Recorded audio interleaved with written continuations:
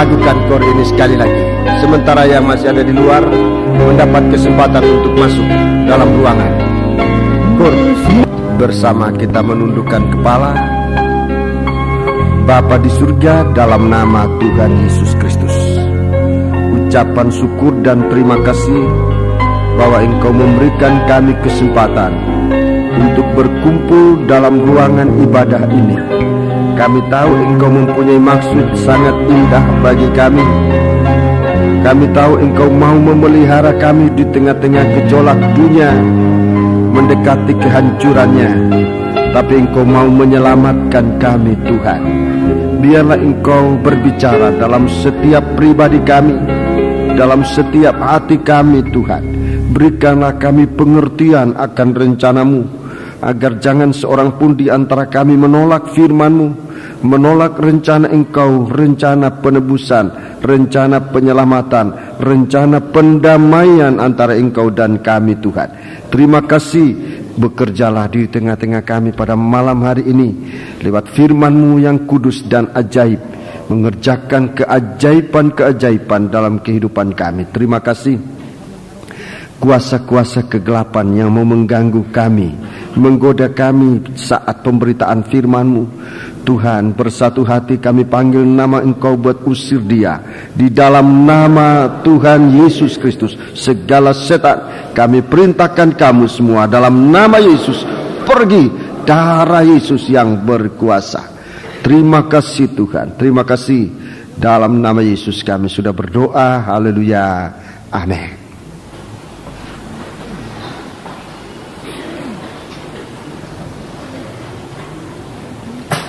Sidang jemaat yang dikasihi Tuhan, saya menyampaikan salam sejahtera dan selamat berbahagia dalam menerima sabda Tuhan dalam nama Tuhan Yesus Kristus. Duduklah dengan tenang dan dapat mengikuti firman Allah pada malam hari ini yang akan disampaikan dalam bentuk studi sebagaimana pada waktu-waktu yang lalu. Gunakanlah kesempatan ini dengan sebaik-baiknya, sebab pengajaran firman Allah memberikan kita keteguhan iman dalam menghadapi apapun juga. Kalau kita berada pada firman Allah selalu membuatkan kita jalan keluar dalam menghadapi masalah, menghadapi apapun juga kelemahan. Tuhan memberikan kita pertolongan di dalam firman-Nya. Puji Tuhan. Kita masih memeriksa kitab Wahyu pasal 16. Wahyu pasal yang ke-16. Kita sementara memeriksa ayat 12 sampai dengan ayat yang ke-16. Ayat 12 sampai dengan ayat yang ke-16. Itulah bokor yang ke-6, bokor yang ke-6, cawan yang ke-6, berisi murka Allah yang begitu dahsyat, saudara-saudaraku, yang membawa manusia dalam benar-benar manusia yang tidak percaya kepada Tuhan akan ada dalam penderitaan. Kita sudah memeriksa sampai dengan ayat 15. Memeriksa sampai dengan ayat yang ke-15, yaitu berjaga-jaga dan memperhatikan pakaian. Di jemaat ini, pada hari Minggu kita bersama-sama berbicara banyak, mendengarkan firman Tuhan mengenai memperhatikan pakaian. Tentu bukan pakaian yang akan binasa ini, tapi pakaian yang dimaksud di sini adalah pakaian rohani kita yang harus dijaga, sebab iblis tahu benar bahwa tanpa pakaian kemuliaan tidak ada seorang pun bisa kembali ke dalam Firdaus, kerajaan Allah di bumi selama 1000 tahun. Begitu manusia sama seperti manusia, secepatnya manusia kehilangan Manusia ini kehilangan pakaian kemuliaan, dan manusia ini diusir keluar dari Firdaus. Begitu juga saat kita kembali, saudara-saudaraku, Tuhan ingin memakaikan kita dengan pakaian kemuliaan itu. Tapi iblis akan coba untuk mengganggu kita agar pakaian itu hilang. Di jemaat di Johor saya bicara tentang berjaga-jaga. Saya menyampaikan tentang berjaga-jaga di tengah malam gelap ini. Berjaga-jaga ada 4 jaga. Ada empat kelompok atau 4 tim jaga sesuai dengan waktunya. Di dalam Injil Markus pasal 13, saudara baca saja dalam Injil Markus pasal 13, di sana Tuhan ajarkan tentang berjaga-jaga. Berjaga-jaga yang pertama disebut menjelang malam. Itu yang pertama. Jaga menjelang malam. Di zaman dulu disebut jaga pertama. Itu dari jam 6 sampai jam 9. Kalau kita mengingat jaga itu, jaga menjelang malam, kita ingat bagaimana 2 murid berjalan ke Emmaus bersama dengan Yesus menjelang malam, dan mereka sempat mengundang Yesus masuk dalam rumah, dan dalam rumah itu Tuhan memecahkan roti dan mata mereka terbuka mengetahui, mengenal tentang Yesus. Perjamuan suci, setia dalam perjamuan suci. Dalam jemaat Tuhan zaman hujan awal atau zaman permulaan gereja di bumi, Tuhan anjurkan bertekun dalam perjamuan suci. Tapi bagi kita akhir zaman, bukan hanya bertekun tapi setia. Kesetiaan kita, ketekunan itu diuji. Kalau ketekunan itu kita lulus, disebut setia dalam perjamuan suci. Setia berjaga-jaga. Sebab perjamuan suci ini adalah firman yang menjadi daging. Saat itu kita sudah harus berada dalam kesempatan firman menjadi daging, sudah mendarah daging dalam kita. Yang kedua, jaga yang kedua tengah malam. Jaga tengah malam. Ini jaga di mana terjadi suatu kegerakan kebangunan. Kegerakan kebangunan untuk kita sekarang, kebangunan rohani. Satu seruan yang menunjuk kepada mempelai. Lihat mempelai. Ini saudara-saudaraku, suatu jaga yang penting sekali untuk kita di tengah malam, di mana saat itu ada 10 anak darah yang berjaga. Semuanya mengantuk. 5 yang pandai, 5 yang bodoh, semuanya mengantuk dan tertidur. Saat kebangunan yang menunjuk kepada bangun, lihat mempelai. Itu dalam Injil Matius 25 ayat 6. Saudara bisa baca mulai ayat pertama dan beberapa ayat selanjutnya. Saudara lihat cerita tentang 10 anak darah. Apa yang harus diperhatikan saat itu adalah minyak Roh El Kudus. Supaya Roh Kudus itu jangan hanya dalam pelita. Minyak jangan hanya dalam pelita. Minyak dalam pelita itu artinya Roh El Kudus hanya cukup untuk kita gunakan. Banyak kali kita perlu Roh Kudus hanya untuk saat kita sakit, hanya saat kita susah, hanya saat kita membutuhkan pertolongan, kita berseru kepada Tuhan, kita dalam Roh Kudus. Tetapi kegerakan rohani nanti, kalau kita memiliki firman Allah hanya sewaktu-waktu kita butuhkan, kita akan ketinggalan.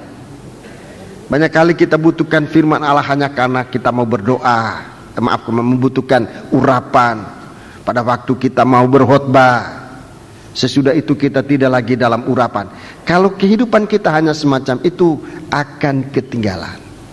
Kita harus memiliki minyak persiapan lebih dari kebutuhan hidup sehari-hari.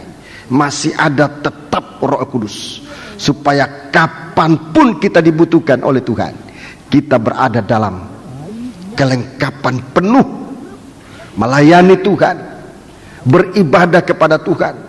Kapanpun tengah malam kita dibangunkan untuk berdoa, kita tetap berada dalam urapan Roh Kudus.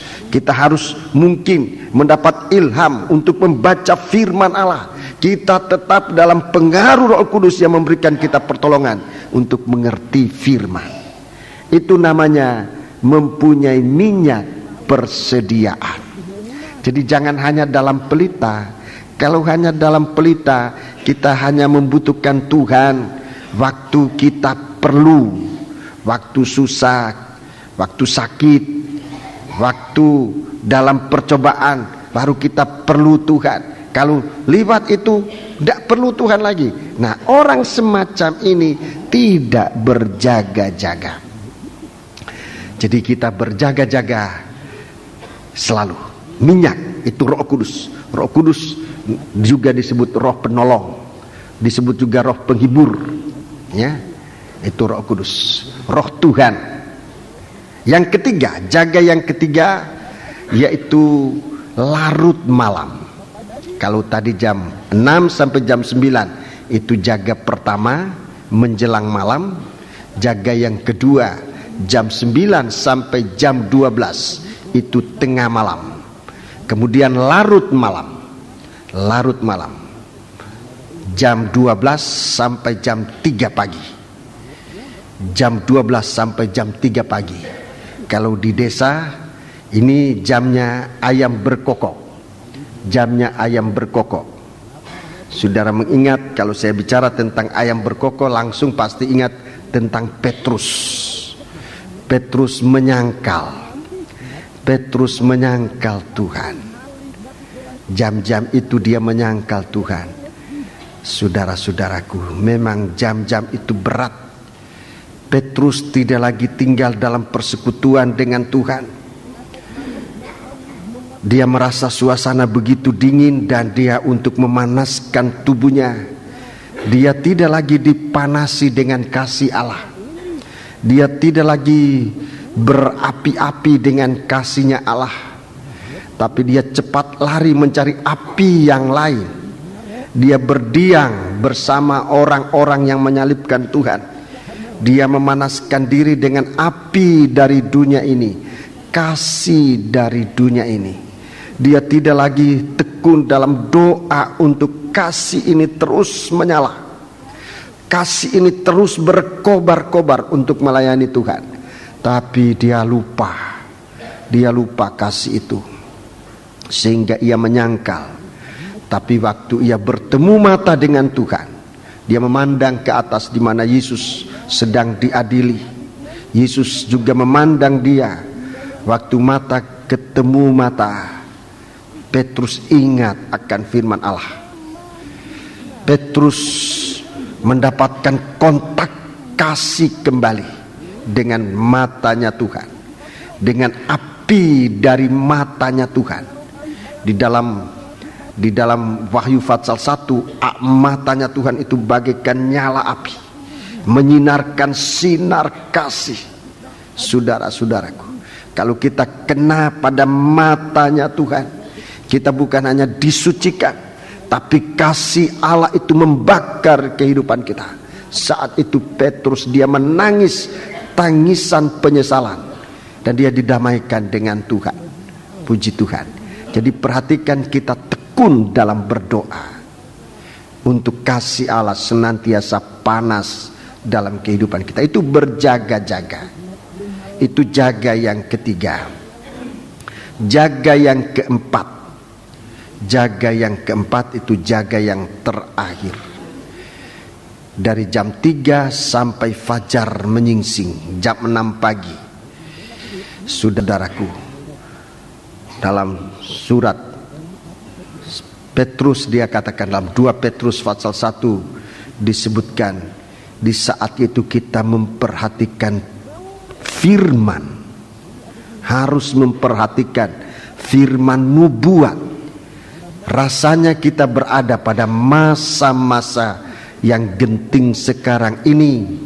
Sudah saatnya kita memperhatikan firman.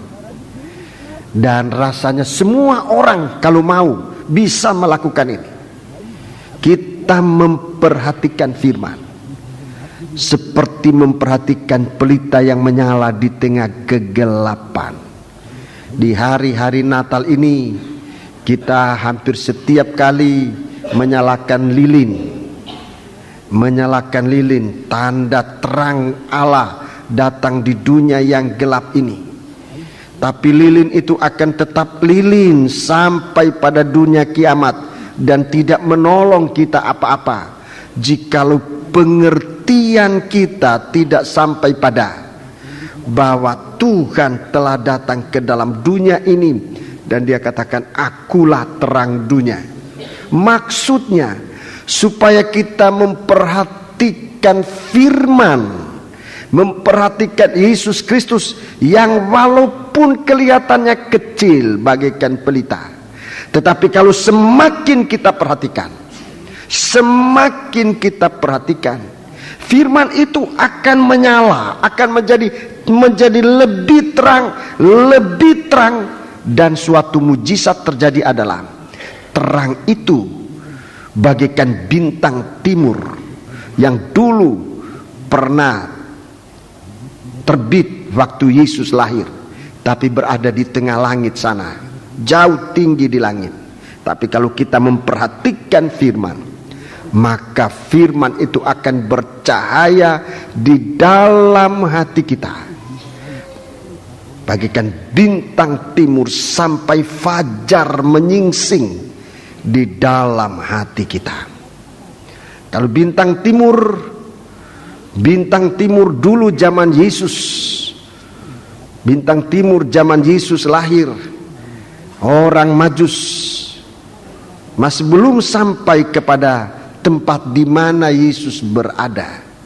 Tapi sekarang kalau bintang itu terbit di hati kita, saudara-saudaraku, maka kita oleh kuasa Roh Kudus bisa melihat jelas tentang firman Tuhan yang mengerjakan pekerjaan penyelamatan, pendamaian buat kita sekalian. Jadi ini ketekunan. Perjanjian lama, perjanjian baru, saudaraku, Tuhan bicara ini. Perjanjian baru ini tekun dalam pengajaran firman, pengajaran rasul-rasul, tekun dalam persekutuan, tekun di dalam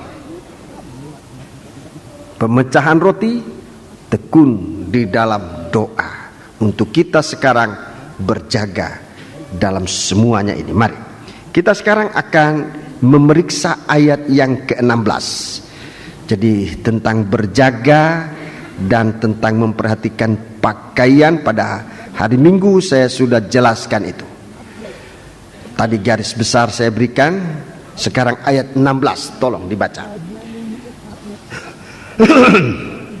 Ayat 16. Lalu ia mengumpulkan mereka di tempat yang dalam bahasa Ibrani disebut Harmagedon. Iya, disebut Harmagedon. Setan mengumpulkan para raja-raja, mengumpulkan para raja-raja untuk berperang pada hari besar, yaitu hari Allah yang Maha Kuasa. Disebutkan di sini ia mengumpulkan, ia di sini itulah roh-roh setan, roh-roh setan yang pergi mendapatkan raja-raja di seluruh dunia untuk mengumpulkan mereka guna peperangan pada hari besar, itu dikumpulkan di tempat yang dalam bahasa Ibrani disebut Harmagedon. Harmagedon ini bukan hanya arti rohani, tetapi memang ada tempat, gunung Megido disebut Harmagedon, berada di agak utara dari tanah Kanaan, itu agak sebelah utara. Suatu daerah berada di tanah Kanaan, sekarang disebut negara Israel. Saudara yang tahu negara-negara mungkin lebih tahu dari saya. Apa sebab ini negara ini ada peperangan sekarang, ini peperangan rebut-rebutan. Apa betul negara Israel? Tolong angkat tangan yang tahu betul. Tanah Kanaan dulu disebut negara Israel, sekarang nggak ada yang tahu. Yang tahu coba angkat tangan. Nggak ada yang tahu, nggak apa-apa. Tetapi kalau kita lihat kart, Harmagedon ini berada di timur tengah, yang tempat yang sebenarnya itu tempat yang paling aman di dunia. Paling aman. Tempat yang tidak pernah diinjak, itu menurut sejarahnya. Tanah yang tidak pernah diinjak oleh militer. Sudah dua kali peperangan dunia. Daerah itu daerah paling aman, tidak sampai mesin perang berdesing di tempat itu. Sementara negara-negara lain sudah pada kena. Tapi nanti kalau perang Harmagedon, daerah ini nantinya justru akan diinjak-injak. Tempat berkumpulnya para tentara-tentara dalam peperangan yang besar. Disebutkan peperangan. Jadi memang Harmagedon ini bukan hanya arti rohani, tapi memang ada. Dan nanti di tempat ini akan berkumpul tentara-tentara dari segala bangsa di dunia ini untuk mengepung Yerusalem. Untuk mengepung Yerusalem. Sebab benih Ibrahim ini sekarang akan berusaha untuk merebut Yerusalem, tempat di mana Ibrahim dulu di Gunung Moria mempersembahkan Ishak menjadi korban di hadapan Tuhan. Mulai dari situ Ibrahim disebut bapaknya orang beriman. Jadi anak-anak Ibrahim ini nanti akan pada rebutan memperebutkan Yerusalem. Yerusalem yang ada sekarang dalam surat Galati memang disebut begitu. Coba kita baca dalam surat Galati itu. Jadi supaya saudara lihat apa yang harus kita perbuat sekarang ini. Dalam Galati pasal yang keempat, saudara nanti menjadi mengerti ini ya. Galati pasal 4 ayat 21. Katakanlah kepadaku, hei kamu yang mau hidup di bawah hukum Taurat. Ya, ini anak Ibrahim. Sebagian anak Ibrahim ini hidup di bawah hukum Taurat. Tidakkah kamu mendengarkan hukum Taurat? Ya. Bukankah ada tertulis bahwa Ibrahim mempunyai 2 anak? Iya, 2 anak. Kemudian anak-anak yang lain tidak disebutkan di sini. Anak dari istrinya namanya Ketura itu tersebar kemana-mana. Ini 2 anak. Terus? Seorang dari perempuan yang menjadi hambanya. Iya. Dan seorang dari perempuan yang merdeka. Iya. Terus? Tetapi anak dari perempuan yang menjadi hambanya itu diperanakkan menurut daging. Iya, jadi ada anak Ibrahim menurut daging, hidup daging tidak rohani, hidup dalam kedagingan. Terus? Dan anak dari perempuan yang merdeka itu oleh karena janji. Ya, jadi ada anak karena janji menurut iman Ibrahim. Terus? Ini adalah suatu kiasan. Ini kiasan. Sebab kedua perempuan itu adalah 2 ketentuan Allah. Iya. yang satu berasal dari Gunung Sinai. Satu berasal dari Gunung Sinai. Dan melahirkan anak-anak perhambaan, Ya, Hagar. Itulah Hagar.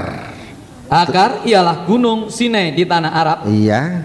Dan ia sama dengan Yerusalem yang sekarang. Iya, jadi Hagar ialah Gunung Sinai di tanah Arab, dan ia sama dengan Yerusalem yang sekarang. Dia sama dengan Yerusalem yang sekarang. Terus?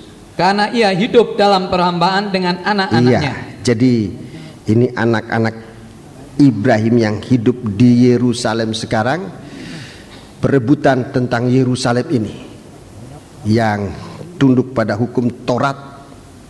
Hukum Taurat juga menganggap Yerusalem ini kota sucinya. Yang hidup anak-anak Hagar dari agama yang lain juga mempunyai rumah sembahyang besar di negeri di Yerusalem ini, justru di tempat di mana dulu Ibrahim mempersembahkan anaknya sebagai korban. Jadi ini rebut-rebutan nanti. Ini yang rebut-rebutan. Anak-anak Ibrahim ini rebut-rebutan. Kemudian anak Ibrahim yang lain itulah orang-orang Kristen. Orang-orang Kristen. Orang-orang Kristen ini pun terbagi dua bagian. Orang Kristen yang sungguh-sungguh dan orang Kristen yang hanya sesuai daftar. Kalau kita di Indonesia menyebutkan Kristen KTP. Ini juga. Jadi ini anak-anak Ibrahim ini nanti memperebutkan tentang Yerusalem yang sekarang. Ini nanti akan jadi sumber. Ini nanti akan jadi sumber peperangan yang hebat sekali. Anak-anak Ibrahim ini peperangan besar terjadi. Ini akan terjadi. Sementara anak-anak Ibrahim yang lain yang mau rohani ini bukan lahir dari daging. Coba kita baca ayat yang ke-20. Betapa rinduku. Ayat 26, ayat 26. Tetapi Yerusalem surgawi adalah perempuan yang merdeka, dan ialah ibu kita. Iya, Yerusalem surgawi. Yerusalem surgawi ini perempuan merdeka. Disebut namanya Sarah. Saudara perhatikan, saudaraku, di dalam kitab Kejadian pasal yang coba kita baca kitab Kejadian. Taruh tanda, saudaraku, dalam Galati pasal 4 ini sebelum kita akan kembali. Dalam kitab Kejadian supaya saudara lihat Yerusalem anak yang disebut perempuan merdeka ini. Kitab Kejadian pasal 17. Kitab Kejadian pasal yang ke-17. Kitab Kejadian pasal yang ke-17. Ya, ayat 15. Kitab Kejadian pasal yang ke-17. Ayat 15. Selanjutnya Allah berfirman kepada Ibrahim. Ya, perhatikan. Tentang Sarai, janganlah engkau menyebut dia lagi Sarai. Terus? Tetapi Sarah itulah namanya. Sarah itulah namanya. Ayat 16. Aku akan memberkatinya. Perhatikan. Dan daripadanya juga aku akan memberikan kepadamu seorang anak laki-laki. Bahkan aku akan memberkatinya sehingga ia menjadi ibu bangsa-bangsa. Ibu bangsa-bangsa, segala bangsa. Terus? Raja-raja bangsa-bangsa akan lahir daripadanya. Ya, raja-raja bangsa-bangsa. Harusnya ini bangsa yang terdiri dari raja-raja. Ini negara raja-raja. Semuanya raja. Semuanya imam. Itu yang lahir dari Sarah. Mari kita kembali dalam Galati pasal 4. Ulangi ayat 26.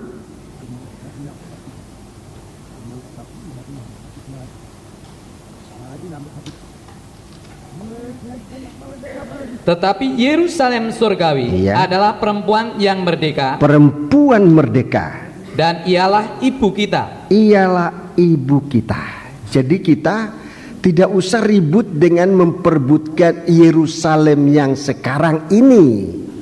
Tidak usah. Tetapi kita ini adalah anak dari perempuan merdeka. Satu kehidupan yang dibebaskan oleh Tuhan. Ini yang harus diperebutkan sekarang ini buat kita anak-anak Tuhan. Suatu kehidupan yang dibebaskan, yang dimerdekakan. Bukan kehidupan yang diperhamba, tapi suatu kehidupan yang dimerdekakan. Orang Israel tidak mengerti waktu Yesus bicara tentang ini. Dan mereka katakan, mereka menuntut kami ini anak Ibrahim, tidak pernah kami diperhamba. Tapi jadi apa yang harus kita kejar sekarang ini bukan Yerusalem yang ada sekarang di Timur Tengah, itu bukan. Tapi yang kita kejar sekarang adalah Yerusalem surgawi. Satu kehidupan yang melahirkan raja-raja. Siapa itu raja-raja? Kehidupan yang tidak dikuasai oleh dosa. Itu raja. Itu nanti akan dikumpulkan di Yerusalem semawi. Itu nanti akan berkumpul di Yerusalem semawi. Sebelumnya akan berkumpul dalam kerajaan 1000 tahun. Semuanya adalah imam-imam dan raja-raja. Ini yang rohani. Sementara di Yerusalem yang sekarang ini akan terjadi peperangan bangsa-bangsa. Saudara baca dalam ayat yang kita kembali dalam kitab Wahyu tadi, Fatsal 16. Kitab Wahyu Fatsal 16 ayat 14. Ini kita harus waspada. Ayat 14. Jadi dikaitkan dengan Harmagedon ini, tempat di salah satu tempat di Israel. Harmagedon di Bukit Megiddo. Mari kita baca. Itulah roh-roh setan yang mengadakan perbuatan-perbuatan ajaib, dan mereka pergi mendapatkan raja-raja di seluruh dunia. Mereka mendapatkan raja-raja di seluruh dunia untuk mengumpulkan mereka guna peperangan pada hari besar, yaitu hari Allah yang Maha Kuasa.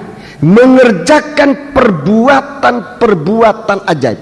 Ini roh katak, ini roh najis akan merasuk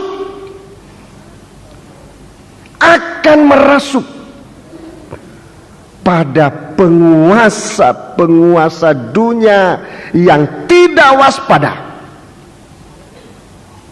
Bayangkan saudara, kalau pemimpin dunia dirasuk oleh roh-roh najis ini, suka akan uang. Kalau kita sekarang bicara tentang korupsi, mengambil yang bukan haknya, nanti kenajisan seks, nanti kekuasaan yang merajalela. Ini semua roh najis. Dalam kekuasaan dia akan menjadi sombong seperti Nebukadnezar. Jadi ini nanti saudara-saudaraku kepada pemimpin-pemimpin dunia yang tidak waspada. Ini gampang sekali untuk dirasuk oleh kata-kata ini. Dia akan pergi dan menemui para pemimpin atau raja-raja di dunia ini. Ini jelas saudaraku, saya tidak ngarang cerita atau ngomong sendiri, tetapi memang disebutkan dia akan pergi mendapatkan raja-raja di seluruh dunia. Raja-raja di dunia ini, semua raja-raja di dunia, jangan lengah. Saudara-saudara yang dalam pergaulan saudara-saudara, mungkin bisa menjangkau orang besar-besar semacam ini. Bukannya mustahil, bukannya mustahil. Kalau kita ini hidup mau dipakai oleh Tuhan, saudara-saudara yang mendapat kesempatan mungkin bisa bertemu dengan pemimpin-pemimpin negara. Jangan malu bicara tentang berjaga sebagai seorang pemimpin bangsa, bangsa apapun juga termasuk bangsa kita. Jangan malu bicara tentang menjaga hal ini, menjaga kesucian. Sebab kalau lengah, sangat diincar oleh roh najis ini untuk masuk di dalam hati dari raja-raja. Tadi saya gunakan istilah apa tadi saya gunakan? Istilah dirasuk roh najis. Dirasuk roh najis. Kepada saudara-saudara yang duduk sebagai pemimpin-pemimpin raja kecil-kecilan, raja di perusahaan, raja di kantor kecil-kecilan, tapi saudara raja kalau pemimpin di situ. Hati-hati tentang roh ini. Roh ini harus diwaspadai. Harus diwaspadai.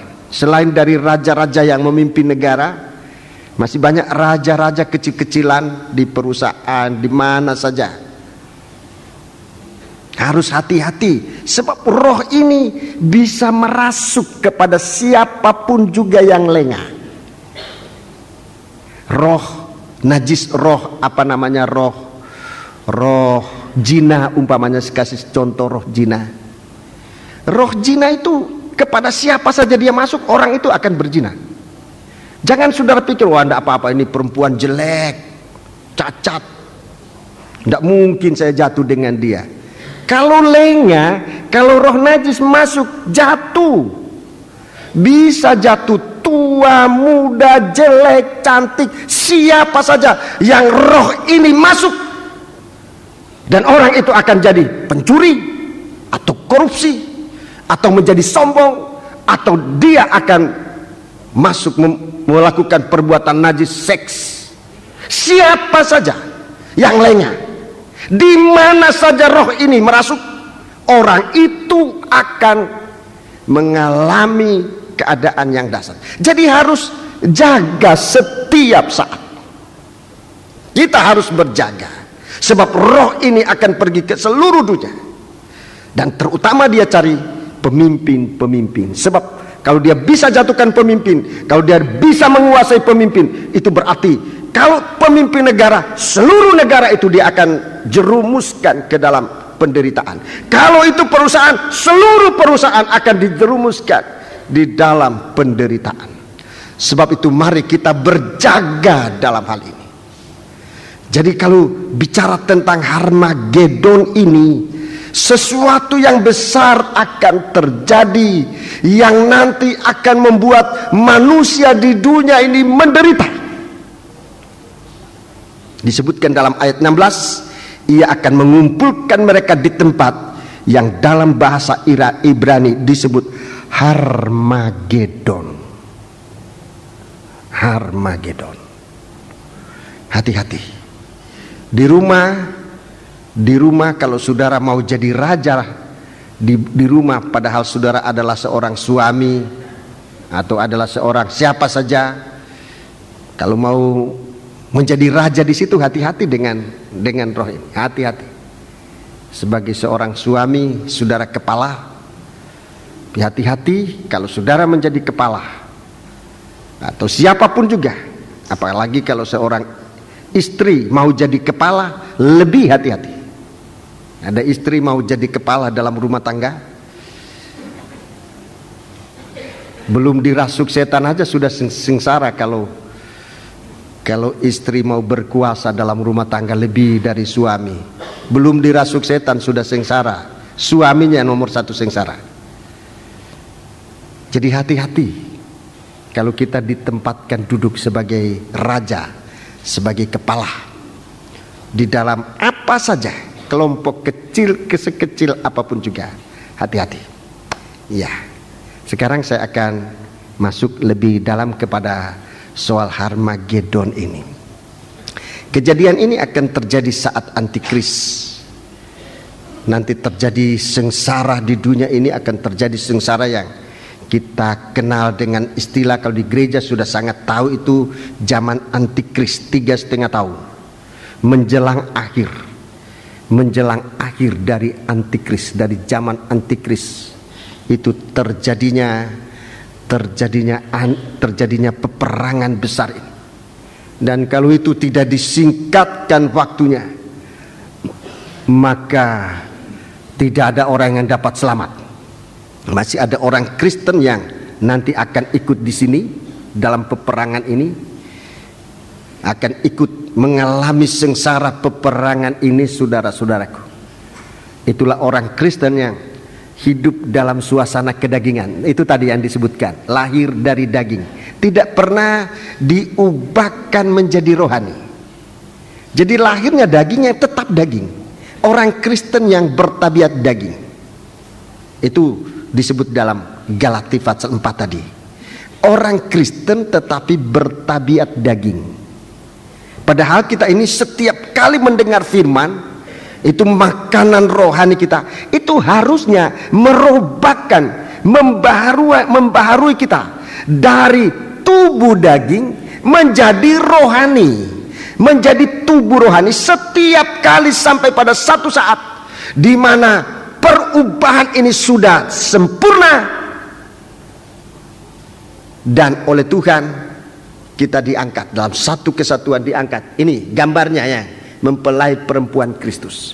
Ini adalah anak-anak Tuhan, orang-orang Kristen, dan teristimewa kita di zaman akhir ini mendapat kesempatan untuk dalam satu kehidupan yang sudah diubahkan, tidak lagi bertubuh rohani, tubuh daging, tetapi kita sudah dalam keadaan tubuh yang rohani, diukur oleh firman Tuhan. Firman yang mengubahkan kita itu juga nanti akan mengukur sejauh mana kita diubahkan. Dalam Wahyu 11 saudara sudah mendengar dulu, sehingga di satu waktu begitu kita diukur, tidak ada lagi kedagingan, sudah rohani. Itulah yang nanti akan disingkirkan ke padang belantara, menanti saat Tuhan Yesus datang. Di waktu itu orang Kristen yang masih ada entah tabiat dagingnya, entah keinginan dagingnya yang belum sempat diubahkan,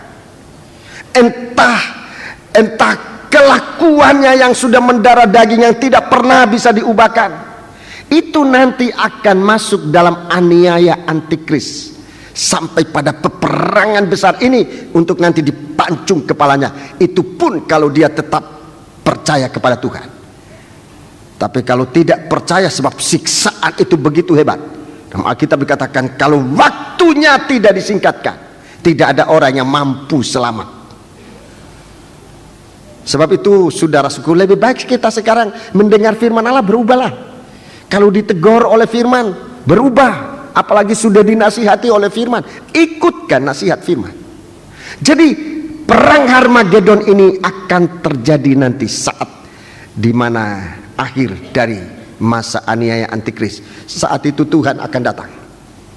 Tuhan akan datang, dan orang-orang mati dalam Tuhan itu akan dibangkitkan. Itu sebabnya dikatakan berbahagia orang mati dalam Tuhan. Wahyu, coba tolong baca Wahyu 14 ayat 13 ya. Coba tolong. Dan aku mendengar suara dari surga berkata, tuliskan, berbahagialah orang-orang mati yang mati dalam Tuhan sejak sekarang ini. Sungguh, kata Roh, supaya mereka boleh beristirahat dari jerih lelah mereka, karena segala perbuatan mereka menyertai mereka. Ya, jadi sekarang yang berbahagia adalah, dengarkan, yang berbahagia nomor satu, yang hidup mengalami pembaharuan. Itu yang berbahagia. Itu yang berbahagia sekarang. Hidup mengalami pembaharuan oleh firman. Jadi lahir dari firman, dibaharui. Lahir dari firman, dia dibaharui. Dalam 2 Petrus pasal 1 itu disebutkan, dia masih hidup di dunia, tapi dia sudah hidup sistem kerajaan surga. Dia lahir di bumi ini, dia masih di bumi, tapi oleh firman yang melahirkan dia kembali, dia bersuasanakan suasana kerajaan surga. Coba tolong baca dalam 1 Petrus pasal 1, 1 Petrus pasal 1 ayat 23. Karena kamu telah dilahirkan kembali. Kamu telah dilahirkan kembali. Bukan dari benih yang fana. Iya, bukan dari. Siapa dilahirkan ini? Adalah orang yang mendengarkan firman Allah. Kalau ia merasa salah, dia ngaku, diampuni. Kalau ia ditegur, dia terima teguran. Kalau ia dinasihati, dia ikut nasihat itu. Dia dibaharui. Ulangi. Karena kamu telah dilahirkan kembali, bukan dari benih yang fana, tetapi dari benih yang tidak fana, oleh firman Allah yang hidup dan yang kekal. Iya, terima kasih. Yang hidup dan yang kekal. Ini kehidupan yang dibaharui. Ini yang berbahagia sekarang ini. Ini yang benar-benar berbahagia. Dan ini saudara-saudaraku tidak bisa hanya diucapkan, tetapi dirasakan sungguh-sungguh oleh orang yang mengalami sekarang ini dilahirkan baru. Di saat semacam ini semua susah, apalagi di negeri kita ini. Di saat semua susah, siapa yang bahagia? Nomor satu, ini orang yang hidup dibaharui, dilahirkan baru. Coba baca 1 Petrus 1 mulai ayat 3. Ini kehidupannya. Orang yang dilahirkan kembali ini kehidupannya demikian. Coba baca 1 Petrus pasal 1 ayat 3. Terpujilah Allah dan Bapa Tuhan kita Yesus Kristus, yang karena rahmatnya yang besar telah melahirkan kita kembali. Telah melahirkan kita kembali. Terus oleh kebangkitan Yesus Kristus dari antara orang mati kepada suatu hidup yang penuh pengharapan. Nah, ini hidup orang yang hidup lahir dari kuasa kebangkitan di sini ada dalam firman. Waktu orang kaya meminta supaya Lazarus bangkit dan memberitakan kepada saudaranya yang masih di bumi yang tidak bertobat supaya jangan masuk ke dalam api, Tuhan katakan, di bumi ada Alkitab, di bumi ada kitab Musa, ada Alkitab. Kalau ia mau percaya, ia percaya. Tapi kalau ia tidak percaya, biar orang mati bangkit, dia tetap tidak akan percaya. Oleh sebab itu Tuhan menunjuk ini, Alkitab itu adalah kuasa kebangkitan, sama seperti Yesus mati bangkit. Saudara-saudaraku, kita percaya Yesus mati bangkit, sedemikian kita harus percaya pada firman ini. Ia melahirkan kita kembali. Ulangi, baca itu. Ya. Terpujilah Allah dan Bapa Tuhan kita Yesus Kristus, yang karena rahmatnya yang besar telah melahirkan kita kembali. Oleh kebangkitan Yesus Kristus. Yesus mati bangkit. Terus dari antara orang mati kepada suatu hidup yang penuh pengharapan. Nah, ini orang bahagia sekarang ini. Ini orang bahagia. Siapa itu? Orang dilahirkan kembali, hidup penuh pengharapan. Hidup penuh pengharapan. Ini orang bahagia sekarang. Sekarang nih orang stres, orang putus asa banyak, sampai membuahkan kejahatan, membuahkan perampokan. Kalau ketangkap, kenapa?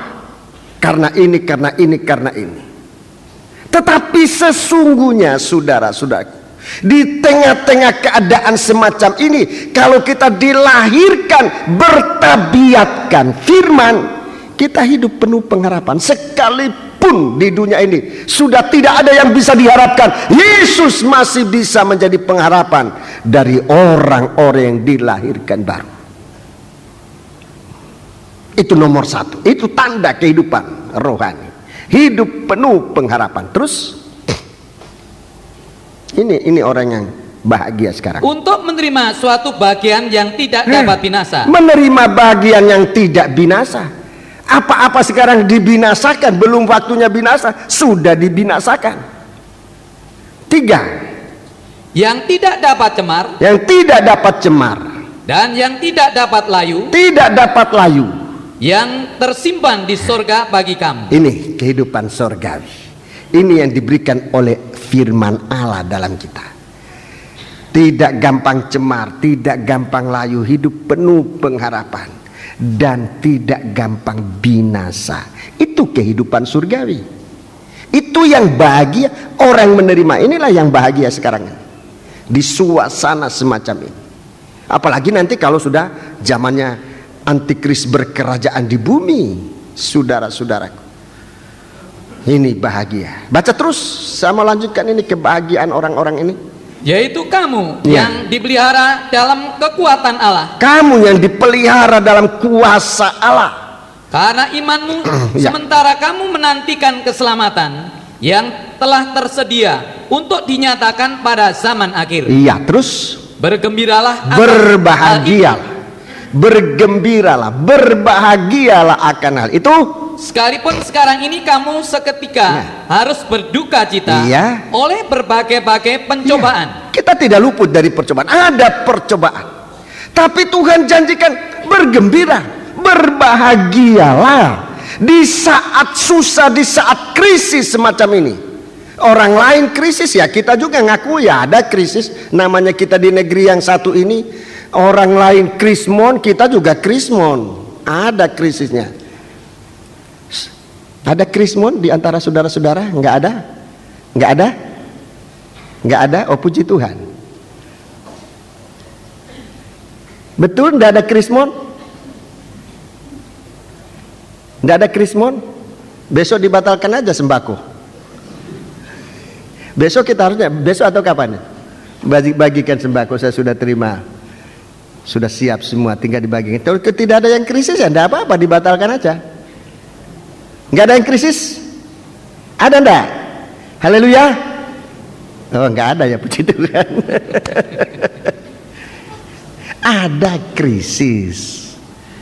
Buktinya waktu saya edarkan formulir, ada saja yang susah.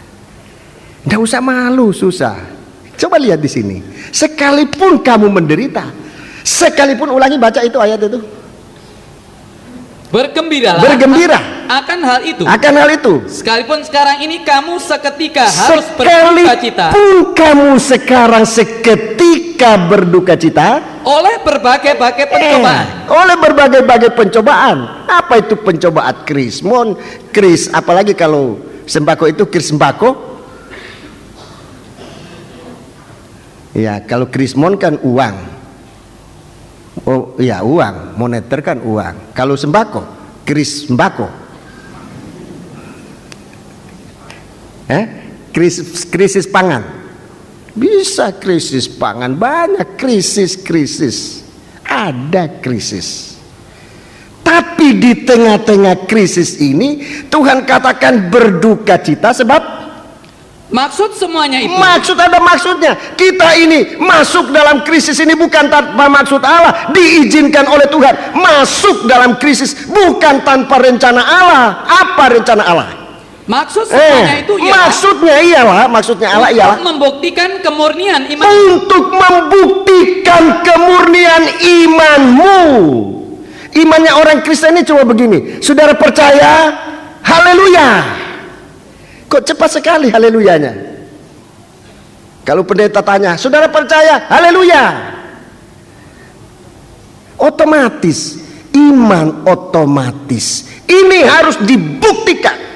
Ini harus diuji. Haleluyanya percaya itu sejauh mana?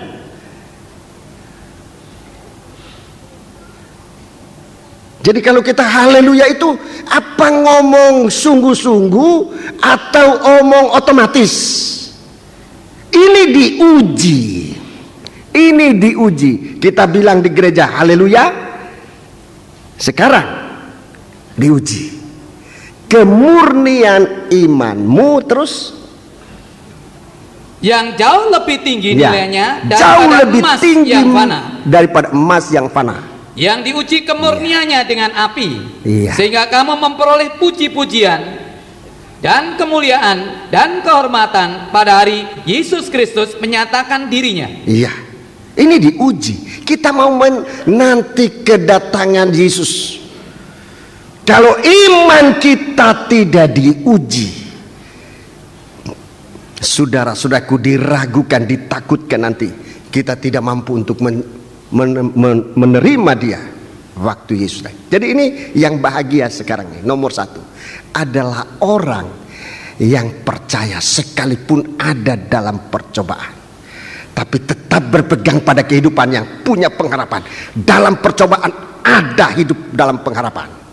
Ada percobaan, tetapi dia tetap teguh, tidak goyah, sebab dia ditandai dengan kekekalan. Dia tidak gampang layu. Sekalipun percobaan, tidak gampang layu, apalagi putus asa, apalagi menolak Tuhan. Sebab imannya itu tidak gampang layu. Dia tidak gampang cemar oleh karena krisis, oleh karena percobaan. Lalu, maafkan saya gunakan istilah, lalu mencuri, lalu apa saja, karena percobaan, karena susah. Dia tidak akan. Dalam percobaan, justru di situ dia akan melihat dengan iman yang kuat itu, dengan iman yang teguh itu, dia akan ditolong oleh Tuhan. Ini namanya suatu kehidupan, suatu kehidupan yang bahagia. Yang kedua yang berbahagia adalah orang yang mati di dalam Tuhan sekarang ini. Sejak sekarang ini, orang mati di dalam Tuhan. Sebab dia nanti tidak akan masuk dalam sengsara antikris ini. Masa antikris dia tidak masuk. Orang mati dalam Tuhan. Tapi jangan mati bunuh diri, ya. Supaya masuk surga lebih baik bunuh diri sebelum antikris datang, lebih baik bunuh diri. Orang bunuh diri itu sama dengan pembunuh. Dia tidak masuk surga, dia tidak ada kehidupan di dalamnya. Dalam surat Yohanes disebutkan. Jadi jangan bunuh diri. Orang mati dalam Tuhan adalah orang yang hidupnya di dalam Tuhan. Itu orang mati dalam Tuhan.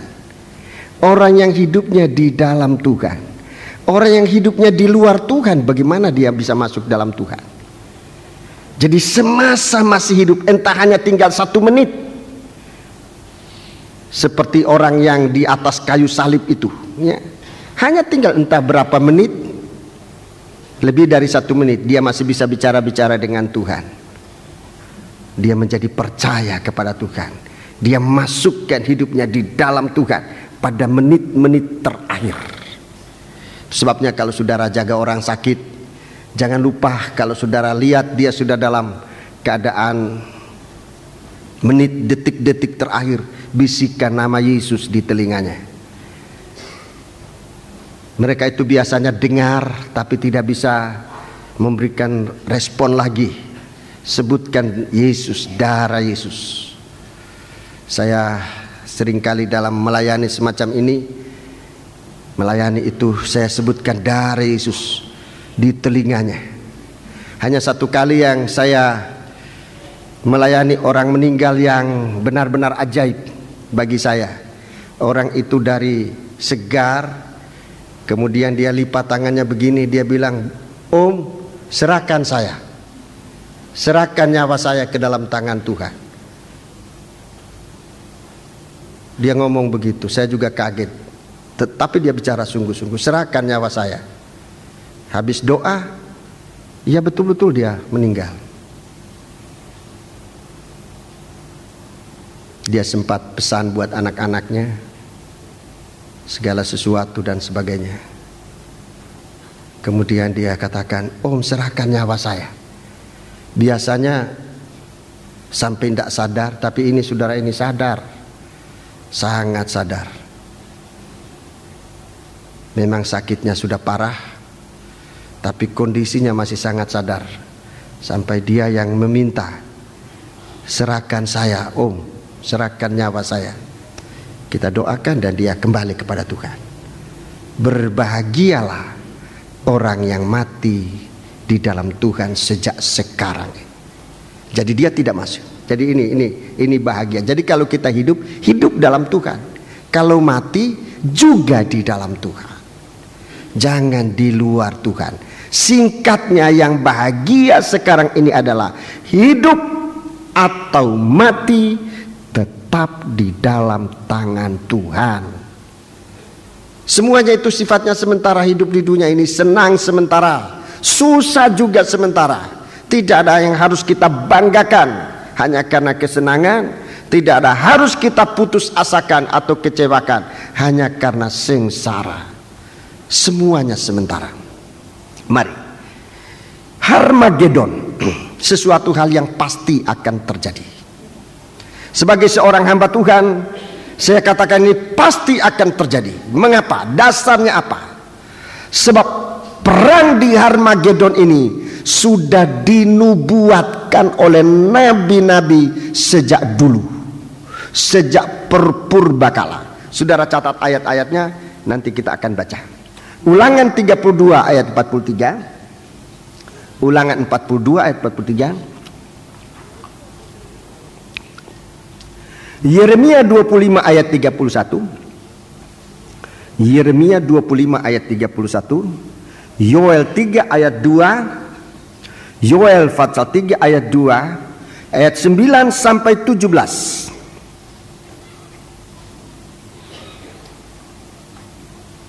Sefanya pasal 14 ayat 2 sampai ayat 5. Ini nubuatannya. Ini nubuatannya. Saya kasih aja dulu ayat-ayatnya ya, saudara, supaya kalau saudara mau, saudara bisa periksa di rumah. Saya menemukan 3 poin di dalam persoalan Harmagedon ini. Ada 3 poin. Pertama, ini nubuat, ya, ini nubuat. Kedua, siapa yang berperang? Siapa yang berperang dalam perang Harmagedon itu? Siapa yang berperang pada perang Harmagedon itu? Catat ayat-ayatnya. Nah, catat dulu, jawabannya adalah di pihak pertama adalah setan, bangsa dan bangsa-bangsa di bumi ini. Ini di satu pihak. Ini setan, nabi palsu, antikris, ini satu kelompok ini, dan bangsa-bangsa. Dia berperang melawan. Ini antikris, nabi palsu, setan berperang melawan Allah, Tuhan kita, Allah. Bala tentara Allah, bala tentara Allah.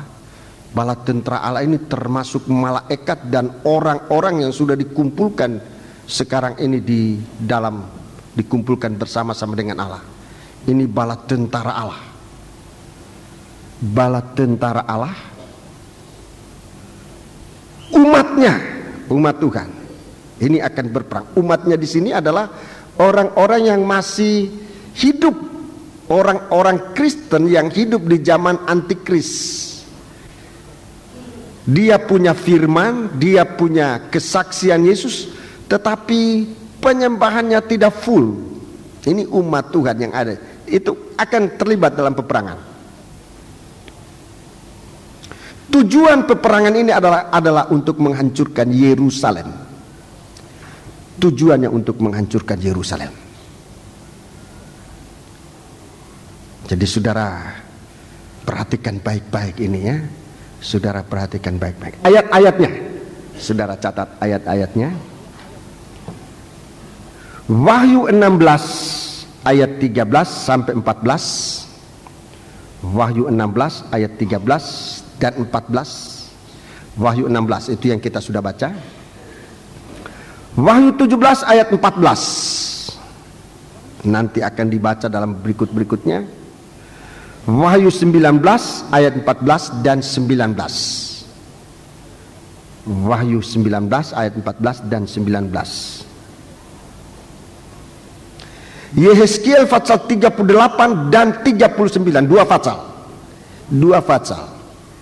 Yehezkiel 38 sampai 39.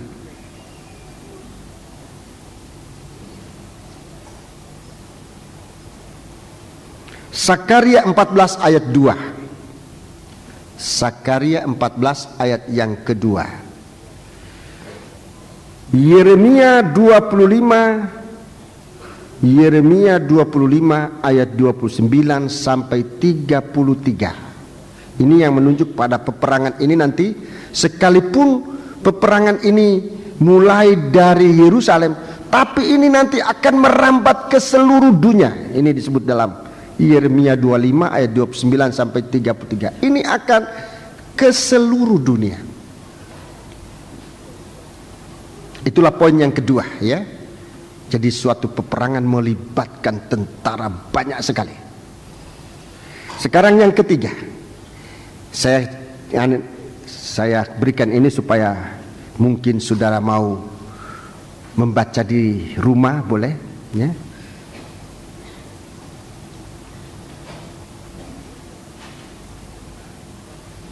Poin yang ketiga,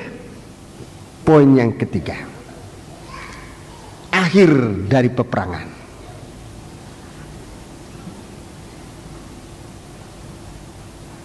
Akhir dari peperangan. Akhir dari peperangan.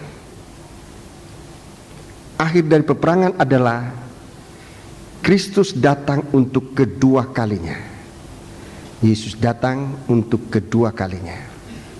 Atau kita sebut Yesus kembali, ya.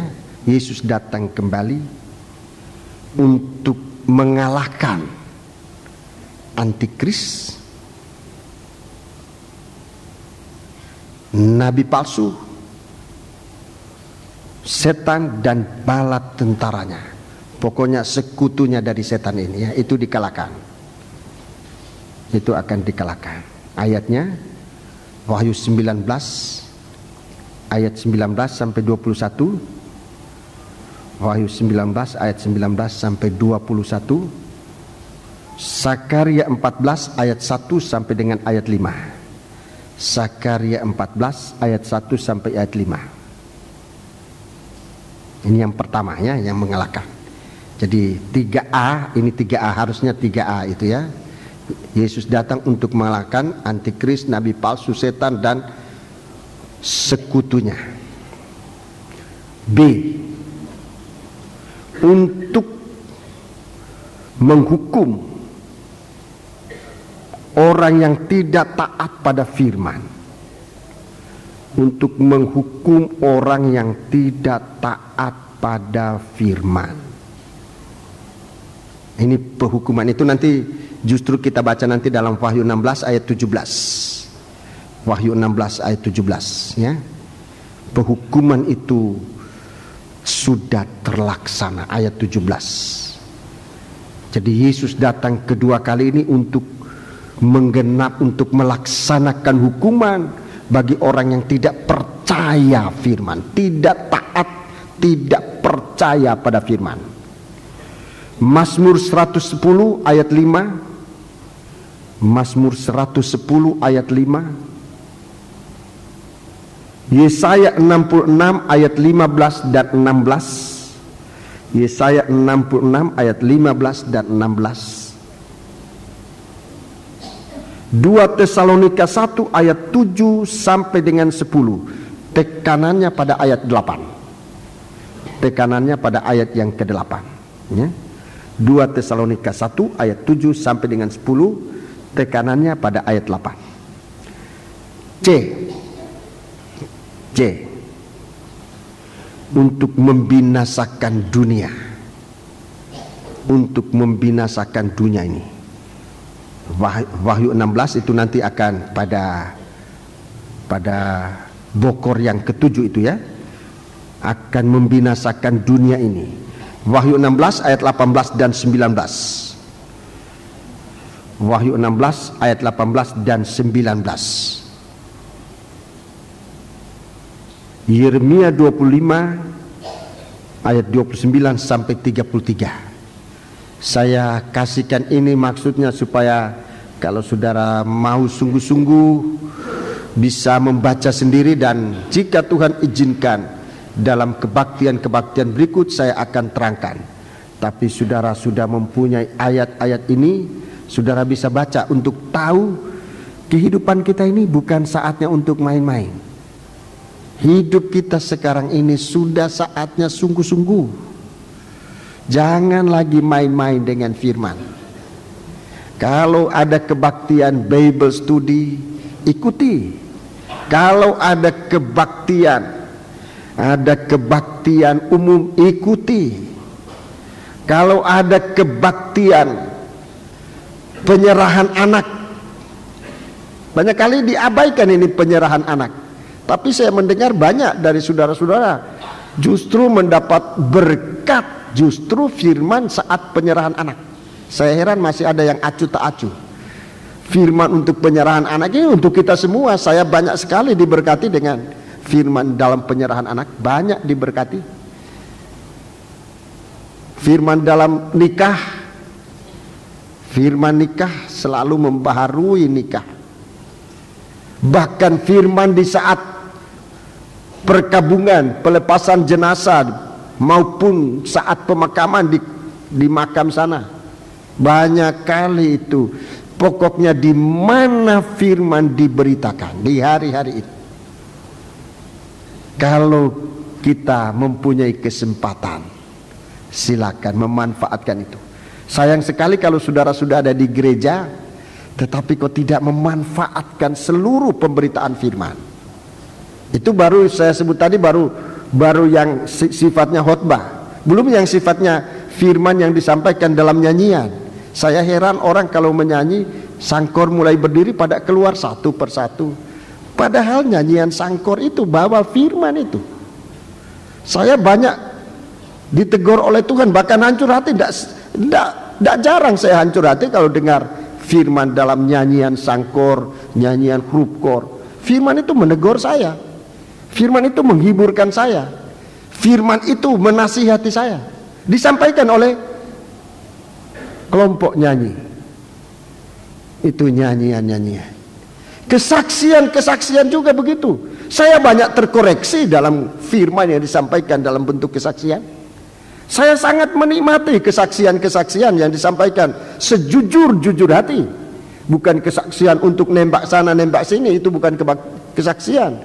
Kesaksian pengalaman hidup dengan firman yang sudah menjadi berkat buat saudara-saudara. Saudara saksikan, saya sungguh-sungguh banyak menikmati firman itu yang saudara sampaikan dalam kesaksian saudara.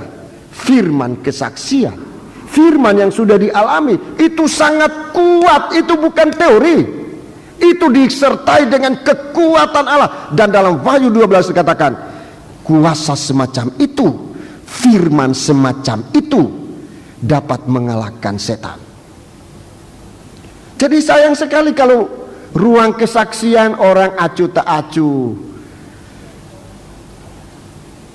Memang ada kesaksian yang aneh-aneh, itu dihati-hatilah kalau saksi. Jangan kesaksian dibuat-buat sampai akhirnya malah aneh-aneh.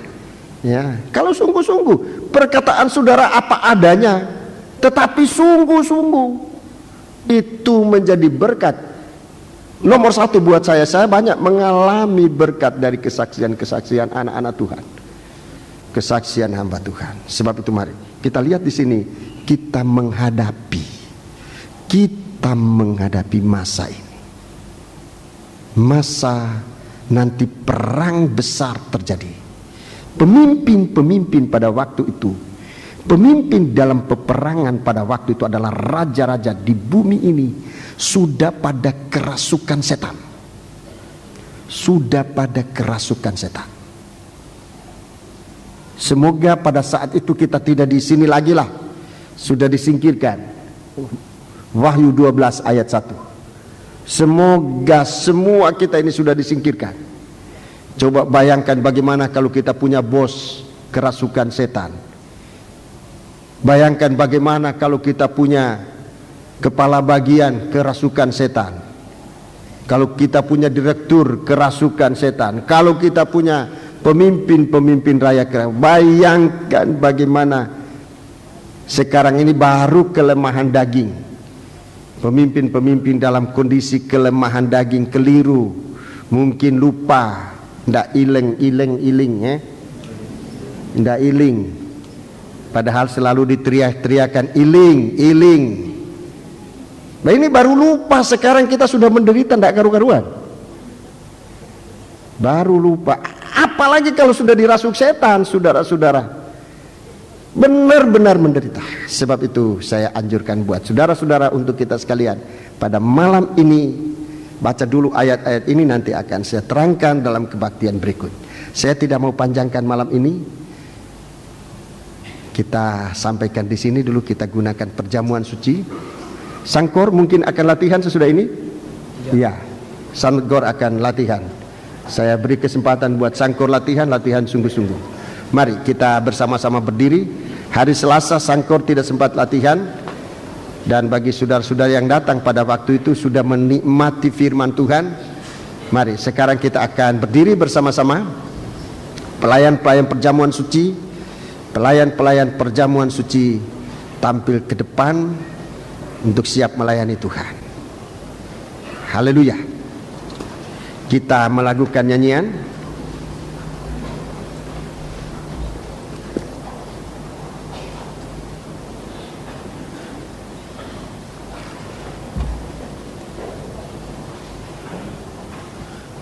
Dari nyanyian rohani,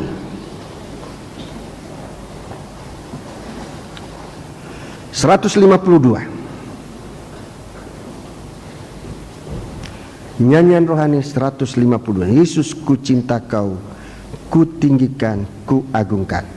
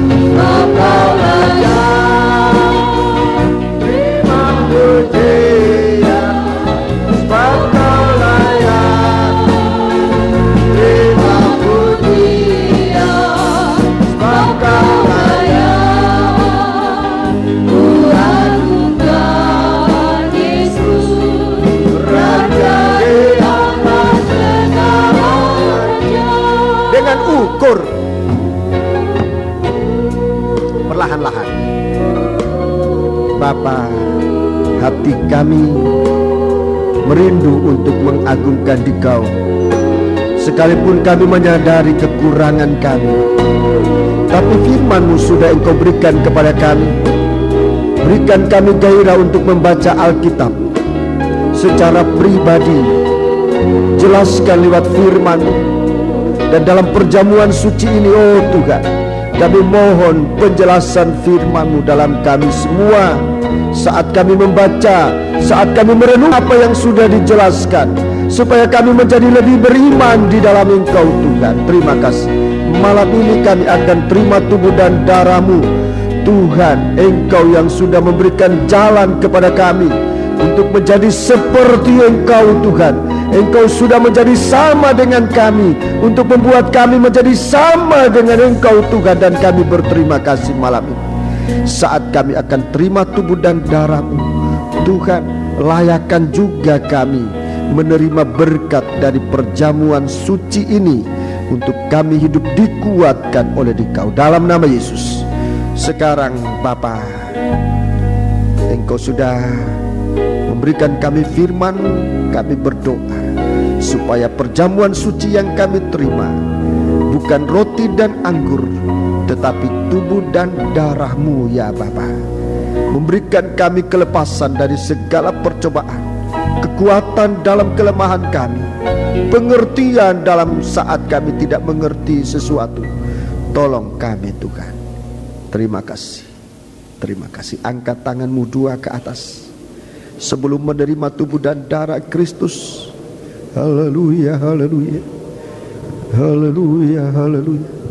Agungkan Tuhan bukan hanya dalam nyanyian, agungkan Tuhan dalam penyembahan-Mu, supaya saat saudara menerima tubuh dan darah-Nya, keagungan Tuhan, kemuliaan Tuhan akan masuk dalam kehidupan kita, sehingga segala sesuatu yang merupakan problem, yang merupakan persoalan dalam hidup kita diselesaikan oleh terang kemuliaan Allah.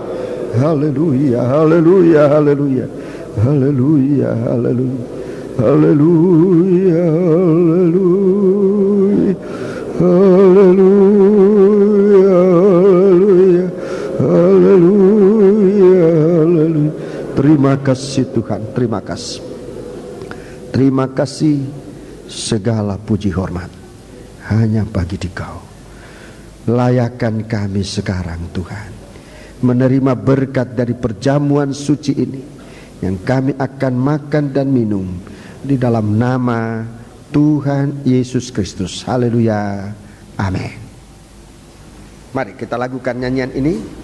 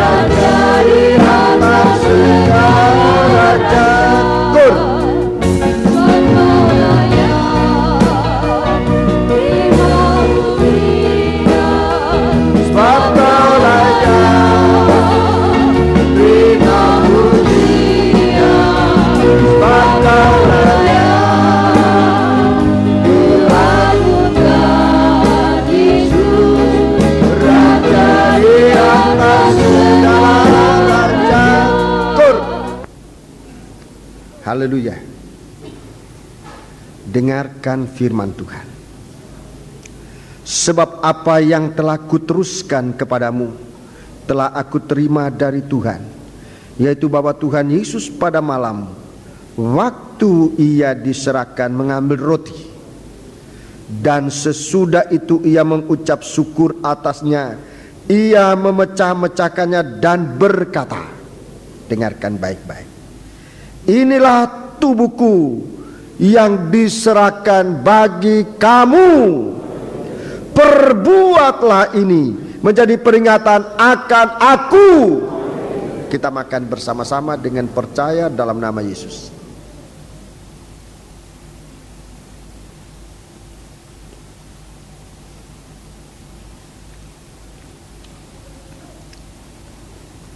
Angkatlah cawan.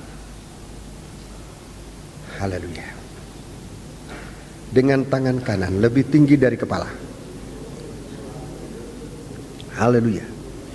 Demikian juga ia mengambil cawan sesudah makan lalu berkata, cawan ini adalah perjanjian baru yang dimeteraikan oleh darahku. Perbuatlah ini setiap kali kamu meminumnya menjadi peringatan akan aku. Kita minum bersama-sama dengan percaya dalam nama Yesus. Kita angkat tangan kita dua ke atas. Sembahlah Tuhan, ucapkan syukur terima kasihmu kepada Tuhan. Haleluya. Saudara Yakub pimpin doa. Haleluya, haleluya.